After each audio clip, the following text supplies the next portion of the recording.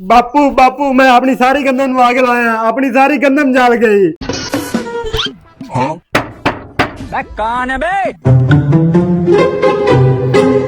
सरदार साहब भाई किवें साडे दरवाजे ते मैनू बुला लेंदे आदे डेरे ते। फलक शेर तेन की दसा, बड़ा परेशान हाँ, गंदम की कटाई कोई नहीं कर रहा, तुसी मैनू गंदम कट दो। सरदार साहब नाराज नहीं होना, तुहानू पता है गंदम दा रेट तो है कोनी, साडी मजदूरी नहीं पूरी होनी, इस वास्ते असी गंदम कटनी कोनी। लगता है मजदूर तो इस साल गंदम नहीं कट के दो, मशीन का पता करना।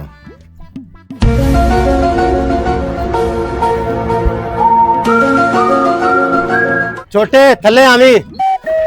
जी सरदार जी आया। जी सरदार जी 50 किला गंदम की कटाई करनी, की रेट चल रहा है? सरदार जी पहली गल तो मेरे को टाइम कोई नहीं, अगर गंदम कटाना चाहना 20 एकड़ का 25,000 रुपया लवांगा, वो भी रकम मैं सारी एडवांस लवांगा। अगर तेरा दिल है सारे पैसे दे जा तो तेरी गंदम काट देवांगे। ठीक है। ये गंदम तो किसानों वास्ते अजाब बन गई है, मशीन वाला भी अपनी मर्जी कर रहा है, इन्ने पैसे मैं एडवांस कित्थों लवां? सरकार ने गंदम का रेट कम करके किसान दी तो कमर ही तोड़ दी है, कोई समझ नहीं आती आखिर किसान करे तो करे की? ये सारे मसले का हल डेरे जाके कुछ करना। नसीर पुत्र किथे है? जल्दी आ। और अभी तो रुको, क्लाइमैक्स अभी बाकी। जी बापू क्यों बड़े परेशान लगते पै जे? जा बेटा दौड़ के जा, अपनी सारी गंदम नु आग ला दे। बापू गर्मी दी वजह तेरा दिमाग तो नहीं खराब हो गया? गंदम पक के तैयार होगी, तू कहना आग ला दे, जेड़ा गंदम ते खर्चा किया है वो किते जावेगा? बेटा तू इस गल नु नहीं जानना है, गंदम ते मैं कितना खर्चा किया है, कितनी मुश्किल ना मैं तैयार की गंदम। तेनू इस चीज का नहीं पता कितना अज मैं जलील होया।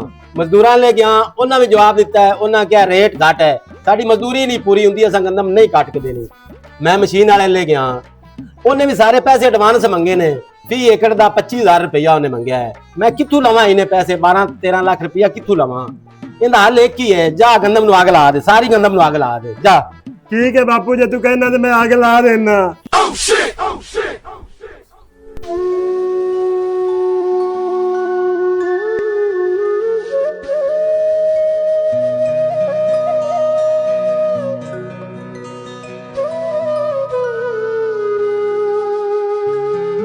ये भगवान क्या जुल्म है। बापू बापू मैं अपनी सारी गंदम आग लाया, अपनी सारी गंदम जल गई। अच्छा बेटा। बापू की हो गया बापू? बापू की हो गए? बेटा मेरी एक आखिरी नसीहत याद रख ले, पूरी जिंदगी गंदम नहीं बीजनी तू, मैं तो कहना कोई फसल भी ना बीजे, ये जमीन बेकार कर दे, बंजर कर दे जमीन, बाहर किसी मुल्क चला जाए, ये जमीन बेच दे, अगर रोजी कमानी तो बाहर चला जाए, मुल्क में छड़ दे। बापू नहीं, बापू बापू नहीं बापू।